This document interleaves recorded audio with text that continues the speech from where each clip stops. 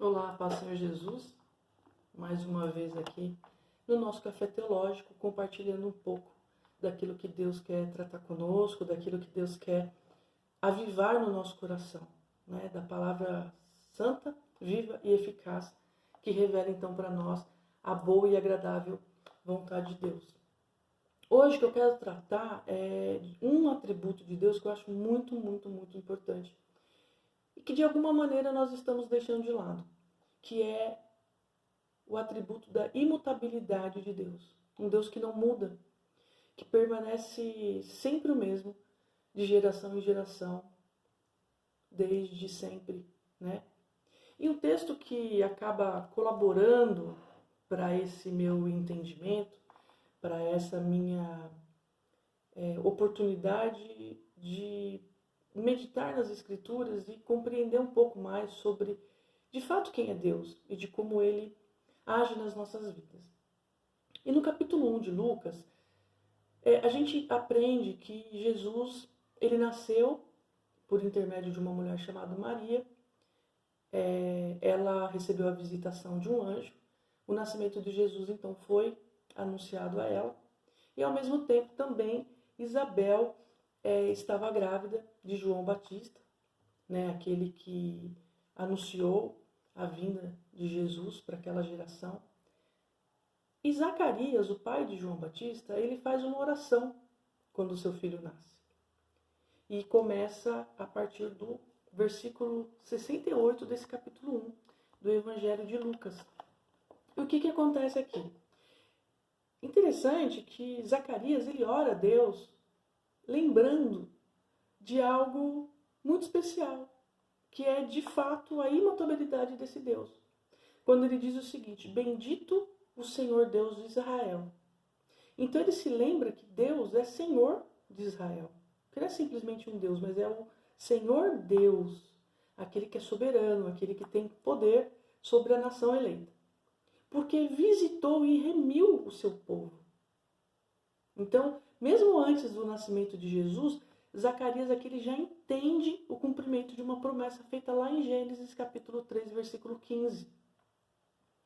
E nos levantou uma salvação poderosa. Ele entendia que o filho dele, João Batista, viria anunciar, então, as promessas imutáveis de Deus, os decretos imutáveis de Deus. Só que aqui eu vejo o anúncio de uma salvação, mas também o anúncio da nossa morte. Porque assim como Jesus nasceu e morreu, né? Jesus morreu pelos nossos pecados, aqui então nós devemos morrer para os nossos pecados e não morrer no pecado. E então o Zacarias ele continua dizendo, desde o princípio do mundo. Ou seja, essas coisas que estão sendo anunciadas aqui é desde o princípio. Deus não mudou durante algum momento dessa fase transitória do povo por conta do pecado do povo, então ele aliviou. Não, a graça ela é super abundante onde existe o pecado, no sentido não da quantidade dos pecados, né? De quanto mais eu pego, com mais graça, mas de demonstrar que Deus é um Deus generoso. E aí ele diz assim, para nos livrar dos nossos inimigos. E aí aqui ele diz também, lembrando-se da sua santa aliança. Não é qualquer aliança, é uma santa aliança. A santidade é um princípio, ela é algo natural em Deus. E se nós somos parecidos com Deus, então nós temos que buscar a santidade. Sejamos santos porque Ele é santo. Sejamos imitadores de Cristo. E Cristo foi um homem santo. Mesmo em toda a sua humanidade, 100% homem, Ele não usufruiu da sua divindade, da sua glória, quando esteve aqui conosco, mas Ele é Deus que se fez homem, 100% homem, para que nós pudéssemos compreender que também podemos alcançar graça e misericórdia da parte do nosso Pai, né, que nos adota como filhos, por causa dessa salvação que o próprio Zacarias anuncia. Não de uma forma profética, mas de uma forma de gratidão, quando ele compreende essa imutabilidade de Deus e Deus cumprindo então tudo aquilo que ele diz.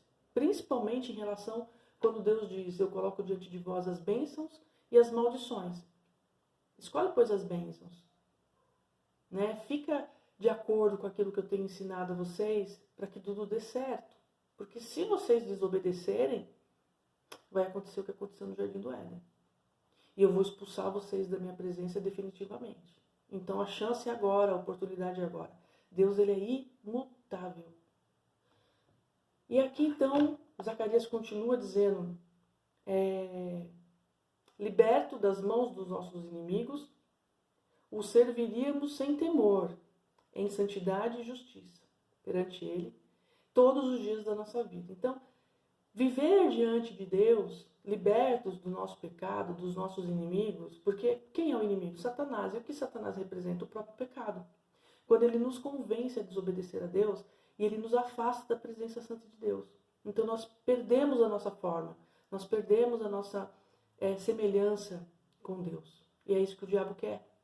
Então aqui Deus, ele vem através de Jesus Cristo nos libertar das ações dos nossos inimigos, nos libertar de nós mesmos, porque quando nós nos permitimos ser influenciados pelas obras do maligno, nós estamos então em deformidade, nós estamos deficientes, né? Nós estamos deformados diante de Deus, e aí nós já não nos parecemos mais com Ele. E aqui então ele diz, para dar ao seu povo conhecimento da salvação. Jesus Cristo, ele veio nos informar acerca da salvação. Jesus Cristo, ele veio para que nós conhecêssemos a salvação. E como se daria essa salvação?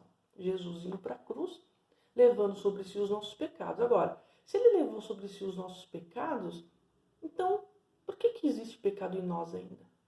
Porque nós não somos capazes de abrir mão. E nós não queremos crescer em graça e em espírito. Então nós vamos dando condição para que a nossa carne ela fique no controle das nossas escolhas, do nosso dia a dia. E aí aqui diz o seguinte, conhecimento da nossa salvação na remissão dos nossos pecados. Nós precisamos ter esse entendimento que quando Jesus ele foi para a cruz, por amor a Ele, porque Ele nos amou primeiro, mas por amor a Ele, por gratidão a esse sacrifício, nós temos que nos posicionar e renunciar aos nossos pecados. Porque Ele já fez o grande sacrifício, Ele já fez a expiação dos nossos pecados. Então não existe mais pecado.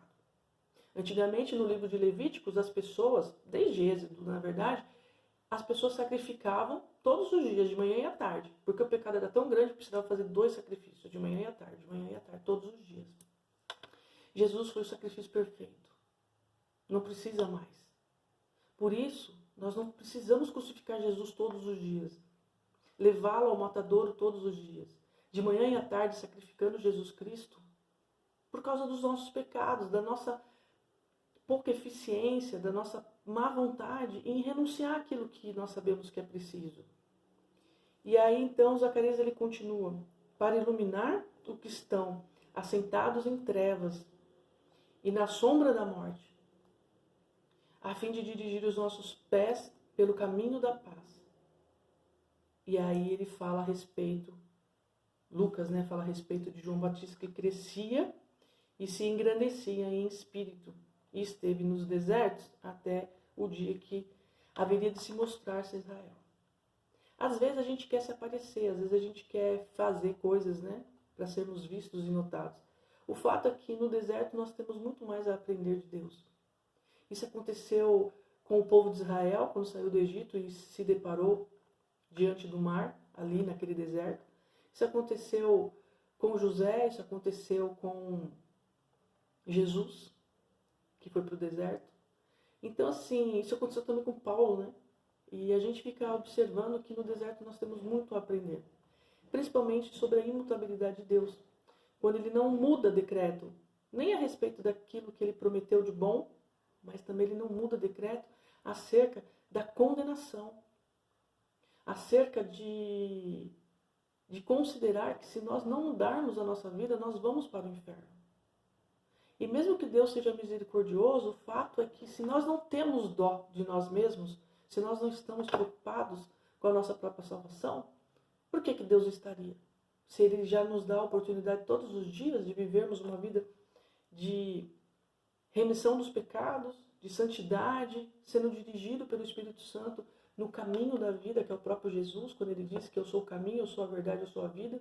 Por que nós temos negado essa imutabilidade de Deus e temos combatido com o próprio Deus, querendo prevalecer, querendo que ele mude alguma coisa nas Escrituras, para que nós então pudéssemos ter sucesso nas próprias vaidades, nas nossas próprias concupiscências humanas, nas nossas malícias, né, na nossa pequenez. E Deus, ele rejeita o soberbo. Ele não tem prazer no coração endurecido. Então aqui, que Deus ele possa manifestar a misericórdia, que ele possa se lembrar sempre da aliança que ele fez conosco, mas que nós também tenhamos esse discernimento em querer buscar cada vez mais a conhecer a Deus, para que no dia da grande tribulação que já está próxima, nós não venhamos a nos perder, porque Satanás ele vai se levantar, o anticristo ele vai se levantar e ele virá com força, com falsas doutrinas, com grandes sinais e maravilhas, querendo enganar a muitos, e o próprio Jesus disse que nesses tempos, isso está muito bem descrito ali no Evangelho de Mateus, que nesse tempo, muitos de nós já cristãos que cremos, que tentamos ter essa vida com Deus, eu digo tentamos porque a nossa melhor oferta para Deus é como trapo de imundícia, mas assim, haverá um tempo em que a gente não terá mais acesso à palavra. E que nós teremos que nos lembrar de tudo aquilo que Deus tem nos dado nos dias de hoje, para que nós pudéssemos suportar o dia mal. E Paulo deixa isso muito bem ensinadinho, bem explicadinho, lá no livro de Efésios, capítulo 6, quando ele começa a dizer que o nosso poder está em Cristo, a nossa força é o próprio Cristo. E que se nós não estivermos revestidos da armadura de Deus, e ali ele nos ensina acerca do que é essa armadura, porque ali ele confirma a imutabilidade de Deus. E se nós não estivermos conscientes de que Deus ele é soberano, ele é justo, ele é compassivo, enfim, ele é tudo de melhor que nós temos. Mas se nós não entendermos a imutabilidade de Deus, nós vamos padecer, porque a gente vai ficar esperando que Deus mude algo que ele não pretende mudar, porque toda a Bíblia já está registrada no céu. Tudo vai se cumprir. Inclusive se nós optarmos em andar pela sombra da morte. Ao contrário do que o salmista diz, quando o crente ele anda à sombra da morte, mal nenhum chegará à sua tenda, é porque essa pessoa, ainda que ande nos vales da sombra da morte, com o coração temente a Deus, então nada vai acontecer.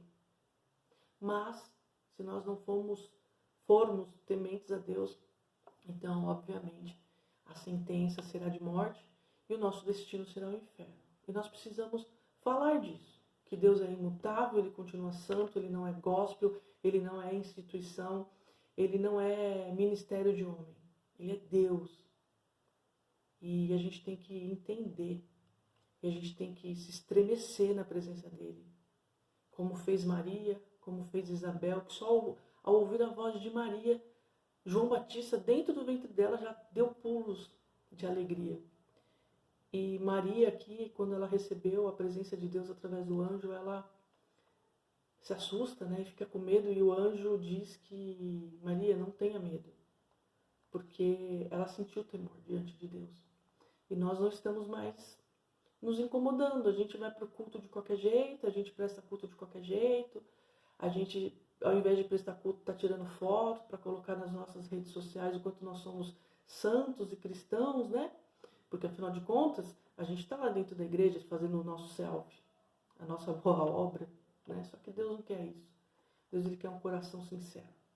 Davi nos ensina isso, que apesar de pecador, né? Quantos pecados de Davi foram evidenciados e contados na narrativa bíblica, porém também Deus faz questão de dizer o quanto ele se arrependia, o quanto ele reconhecia as suas falências humanas e o quanto ele buscava Deus e ele chamava para si a responsabilidade de tudo aquilo que ele errava.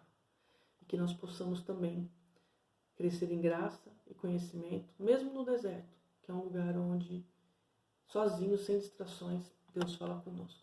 Que Deus nos abençoe. Amém.